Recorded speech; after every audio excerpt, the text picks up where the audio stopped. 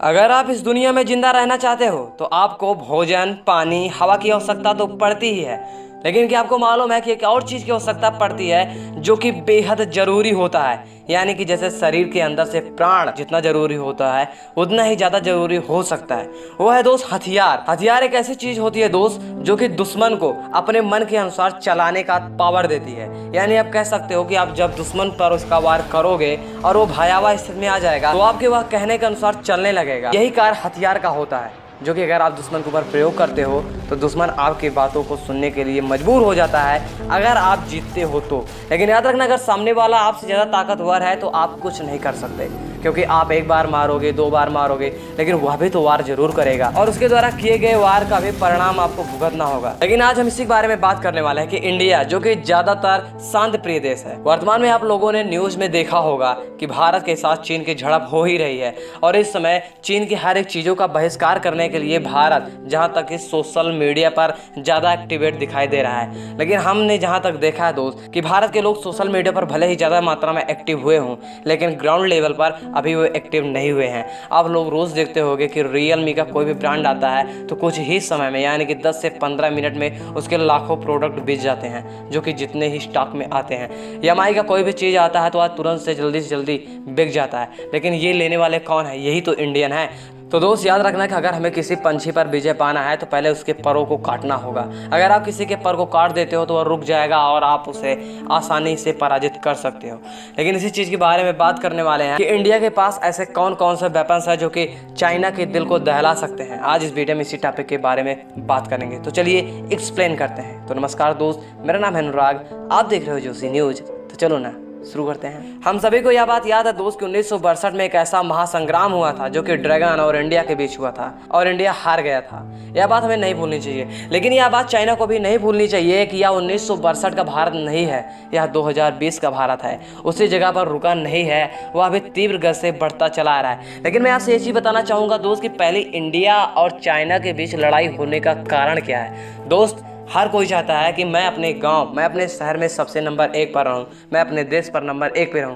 तो एशिया एक ऐसा महाद्वीप है जहां पर 2 बहुत बड़ी महाशक्तियां निवास करती हैं, एक चाइना और दूसरा इंडिया। दोनों एक पड़ोसी देश भी हैं जिनकी सीमाएं भी आपस में मिलती हैं। तो ड्रैगन को कोई चीज़ मिल नहीं रही है तो दोस्त एक ही चीज़ है, वो है सीमा विवाद। उसी को लेकर वह हमेशा इंडिया के साथ लड़ाई करने को तैयार रहता है। लेकिन वह यह समझता है कि हमारे गीदड़ भपकी से भारत डर जाएगा। ऐसा कभी होने वाला नहीं है, क्योंकि भारत के पास भी ऐसे ऐसे हथियार मौजूद हैं जो कि उसे तबाह कर सकते हैं। आपने राफेल का नाम सुना ही होगा, फ्रांस के द्वारा इंडिया में खरीद लिया गया है, जो कि अपने देश से चाइना के किसी भी शहर को उड़ा देने की अकूत क्षमता रखता है।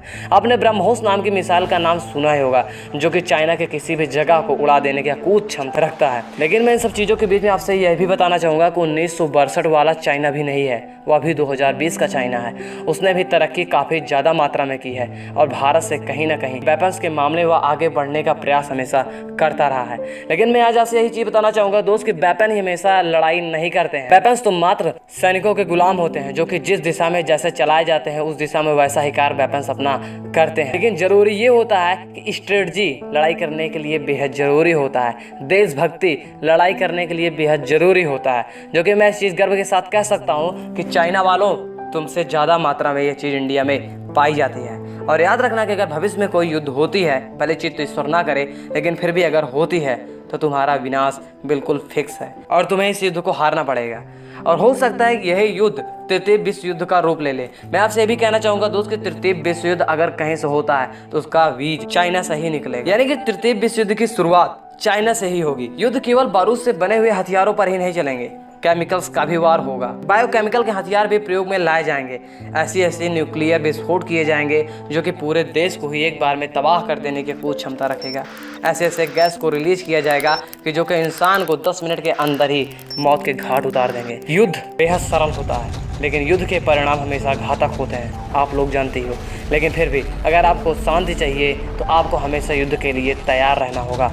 भविष्य में यह चीज़ बेहद ज़रूरी होता है, क्योंकि अगर आपको शांत चाहिए तो युद्ध तो बेहद ज़रूरी है। और ड्रैगन यही चाहता है कि इंडिया बिल्कुल शांत प्रिय देश है और वह युद्ध नहीं करेगा, और वह इसीलिए हमेशा भारत को अपने गीदड़ भक्तियों से डराना चाहता है। लेकिन क्या करे, मजबूर है, इंडिया हार मानने वाला है ही नहीं। कहीं ना कहीं चाइना भी इस बात को जानता है दोस्त, अगर मेरा युद्ध इंडिया से भविष्य में हो गया तो मेरी भी दशा और दिशा बदल जाएगी। लेकिन उसकी नज़र में इंडियन नहीं है, वह यह चाहता है कि आने वाले समय में अमेरिका, रूस, जापान जैसे देशों को टक्कर दूं। लेकिन अगर उसका युद्ध इंडिया के साथ हो जाता है, उसकी अर्थव्यवस्था की स्थिति यानी कि दशा और दिशा दोनों बदल जाएंगी। अतः वह कभी यह नहीं चाहेगा कि मैं भारत के साथ युद्ध करके अपने पैरों पे कुल्हाड़ी मारूं, तो अतः युद्ध नहीं होगा। यानी कि अभी तृतीय विश्व युद्ध शुरू होने का समय नहीं आया है। न्यूज में इसमें आपको बहुत कुछ दिखाया जा रहा होगा कि चाइना और इंडिया से होगा युद्ध और पूरा युद्ध एक विश्व युद्ध में बदल जाएगा। लेकिन मैं इन्हीं सब चीजों के साथ यह भी कहना चाहूंगा कि दोस्त, अगर आप लोग सच्चाई जानना चाहते हो तो इस समय न्यूज को कुछ समय के लिए देखना बंद कर दो, क्योंकि वहां पर हर एक चीज को अपने चैनल के प्रमोशन के लिए बहुत ही उकसा कर बताया जाता है, बहुत ही बढ़ा चढ़ा कर बताया जाता है। वहां पर आपको ऐसी कोई चीज नहीं बताई जाएगी जो कि उनके चैनल्स को बढ़ावा ना देती हो। वो हमेशा यही चाहेंगे और इतने ज्यादा बढ़ा चढ़ा कर बताएंगे कि सच्चाई पैरों तले ही रह जाएगी और आप हवा में उड़ने लगोगे और सोचोगे कि मैं इतना हूँ, मैं इतना हूँ। लेकिन जो रियलिटी है वो रियलिटी होती है। तो आपको क्या लगता है दोस्त कि भविष्य में क्या कभी युद्ध होगा इंडिया वर्सेस चाइना का?